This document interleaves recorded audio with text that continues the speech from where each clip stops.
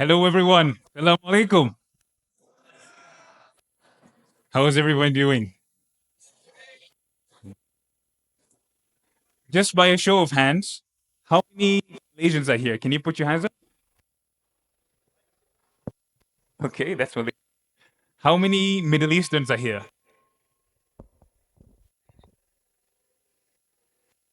South Asians?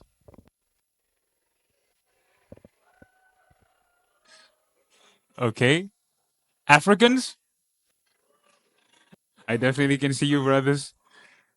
And I probably would say Westerners, Europeans. Okay, I have you guys. Okay, great. My name is Mustafa. I come from a West African country called Guinea Conakry. So today I'll start off with a Malaysian pantun, a Malaysian poem. Do you want to hear that? Okay. Tuan Putri dari Kayangan, senyum manis seperti madu, berbeza keturunan bukan halangan untuk membina bangsa yang padu.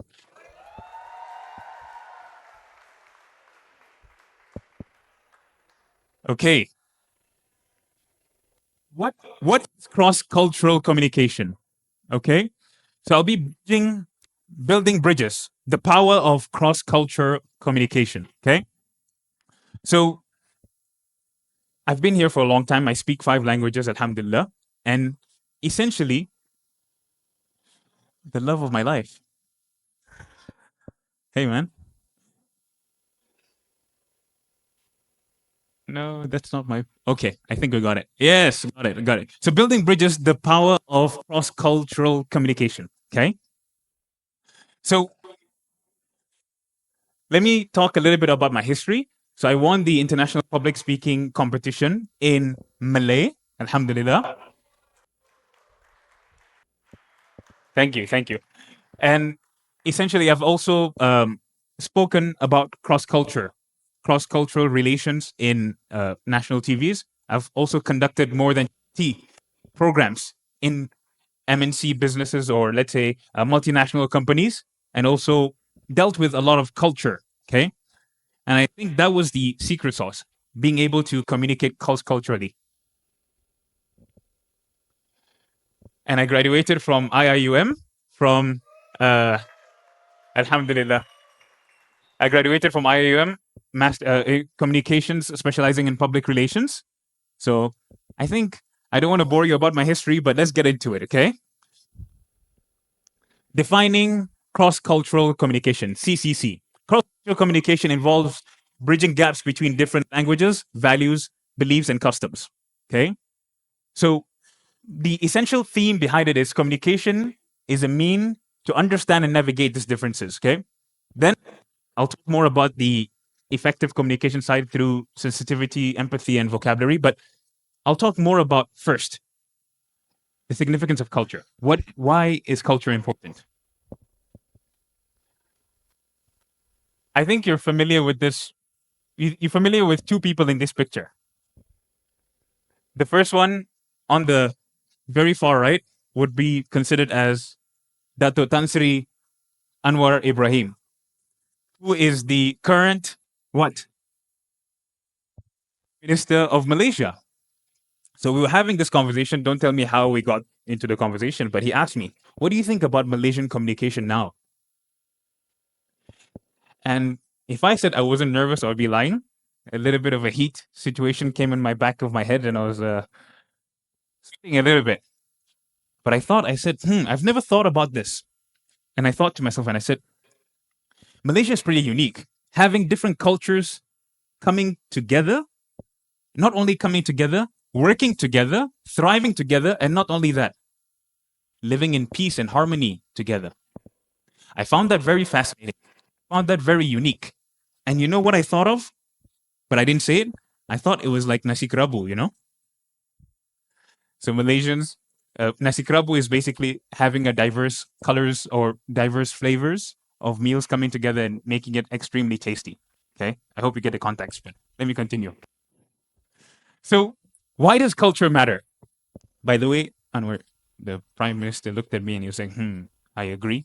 I was like, that's good. So, next, why does culture matter? In Malaysia, different cultures exist. When you see like the ingredients like nasi, as I mentioned before. But culture is the fabric of the nation. It's how we live cohesively, collaborate effectively. Okay, what is the outcome of today? Why am I speaking today? My aim is to help you to create the ability to understand and communicate with different backgrounds. I want to show you how are you able to communicate with different cultures. Would you be interested to know that? Are you in an international university? Right. It does make sense that it's good that you should know that, right? And the second would be avoid offending people from different cultures, especially in work environments. How do you work with cultures that are different from you? Then the last one would probably be better engagement in diplomatic communications. Who wants to be a businessman in the future? Right. So if you want to be a businessman in the future, you have man or businesswoman in the future, you probably have to know how to deal with different cultures. The bigger your company is, the better your culture cross cultural communication has to be. Okay. So in different also so next, cultural appreciation. We need to appreciate culture. Why? We benefit from the courts we didn't start. We benefit from the laws we didn't create. We benefit from the learning institutions we didn't found. We enjoy the benefit of medicines we didn't discover. Therefore, we stand on the shoulders of giants. We need to appreciate our heritage. We need to appreciate different cultures. We need to appreciate the way, the systems that basically created this ways for us to thrive. Nelson Mandela once said, if you talk to a man in a language he understands, that goes to his head. But if you talk to a man in a language, in his own language, it goes to his heart. That's culture. That's cultural context. The man understands the two languages, but understands it better. Culture. Next. So I prepared a Malaysian peribahasa. I think one of the things that makes culture beautiful is peribahasa. What is peribahasa in Malay in English? Anyone can tell me? Proverbs, right? Quotes. And maybe those Malaysians who are here probably can help me finish the sentences I'll be saying. So bersatu kita teguh, bercerai kita. Okay, good. Yang berat sama di, yang ringan sama di. Okay, good, good. Hati gajah sama di, hati kuman sama di. Good. Di bukit sama di lurah sama di turuni. Kerana air, bulat air kerana, bulat manusia kerana. It's not bulat manusia, tapi I memang faham apa saya tengah cakap, okay? Effective communication. Those internationals are looking at me and say, what is he saying? Okay? But the essential things are basically proverbs. Or maybe in those who are Southeast Indian, usually proverbs are what makes cultures beautiful. Okay? It's what makes the nation beautiful.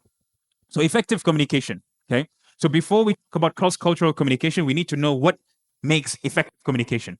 So effective communication has three main things. Sensitivity in terms of attention. Sensitivity is basically two words coming together, senses and activity. And that has to do with attention. Okay, you need to use your feelings, you need to use what you see and what you hear. And understanding body language can bridge many gaps where we fall short. Then the second thing is interest.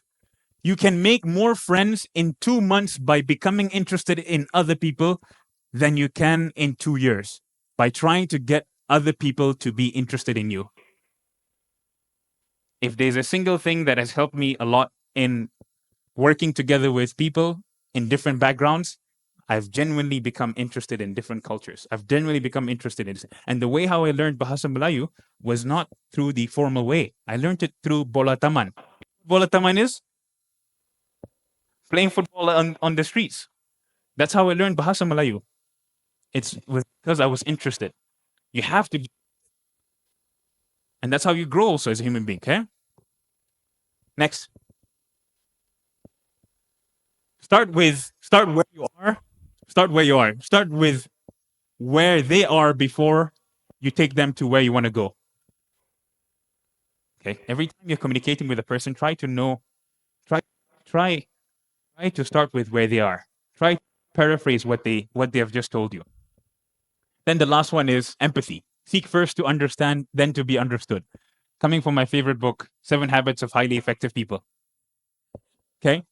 So there's a technique to do that is before you jump to logic or problem solving, mirror the emotions. Mirror the emotions, and then you can talk about the problem solving. When a person is emotional, when a person is speaking out of some form of feeling, acknowledge the feeling first before you speak about a potential problem or solve a problem. Okay. Vocabulary. This reminds me of Said Sadiq, who actually gave his piratos, who actually gave a TEDx talk before. He told me that he memorized the whole vocabulary. He told me that he memorized the whole dictionary. Sorry, and the way how he memorized it was he essentially, um, obviously, he said that he would be in the toilet and try to memorize words and try to write down, which was a bit off. I wouldn't do that, but what I would do is to understand that the more vocabulary you have, the more you can see. Words are condensed thoughts. Culture are condensed experiences. The more words you have, the more you can see, the more you can think. The less words you have, the less you can see, the less you can think also. Okay? And then I'll probably say having an open mind. Don't judge. Don't be quick to judge, especially if you're in a different setting that is different from you.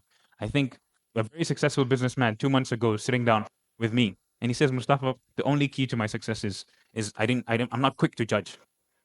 Don't be quick to judge. Unless the person has proven something different with his character, but don't be quick to. He said, keep an open mind. That has been my success. I'm friends with everybody. I'm always interested with everybody. Okay. Then now this is the actual strategies that I have found in different places, but this has worked with me in so many ways, in business settings, in personal settings, in let's say when I travel, all of the aspects. This has helped me the most to be able to become a professional public, to be able to run companies, to be able to organize programs. Essentially, it was from these strategies, and it's basically 3 things. Are you ready to hear it? Are you sure? Okay, so I'm going to run through it because it's 2 minutes, so prepare. Grab your mental tracksuit, okay? So the first one is verbal and non-verbal cues. 10 years of learning communication, this is the most valuable thing I learned. Understanding high context and low context cultures. High context cultures are cultures that have more non-verbal communication styles. And low context cultures have less non-verbal communication styles. Think of Japan, think of America. In Japan, when people are showing respect, do they use their non-verbal or do they say it more? More non-verbal. In America, when they have respect for you, do they speak it out? Say, I have admiration for you, I have respect. Okay. And how you apply it to yourself. Think about the person you're speaking to. The more Western the person is, the more low context communication style he has. The more Southern Asian, I would say Southeast Asian also, the more high context it is. So be more cognizant of your hands, your gestures. That can be more. So don't be direct, I would say. Be more non-verbal with the way how you speak. Okay? Non-verbal with the way how you speak, exactly. Okay? So body language is 80% of communication and words are 70%. The most important thing in communication is hearing what isn't said. And this applies to non-verbal, okay? This is the second one. Well-chosen words mixed with measured emotion. Well-chosen words mixed with measured emotion. This has been the second pillar, being able to work with different people in my community. Okay, so I got sent 2 years ago. I got a lot of videos, and I was getting viral on TikTok. I said, "Oi, why is my phone ringing?" And I was getting viral. I said, "Why am I getting viral?" It was a clip from a video I made, trying to express well-chosen words mixed with measured emotions. It's about the history of the way how I expressed, the way how Malaysians went through history to unify the country. and I expressed it with measured emotions. Would you like to hear it? Are you sure? Okay, ready. Bayangkan. Bayangkan kalaulah rakyat tanah Melayu yang berpilang dudu tidak bersatu padu. Sanggup berkorban nyawa dan darah, pertitisan peluh dan air mata. Segala seusaha akan menjadi sia-sia. How was that?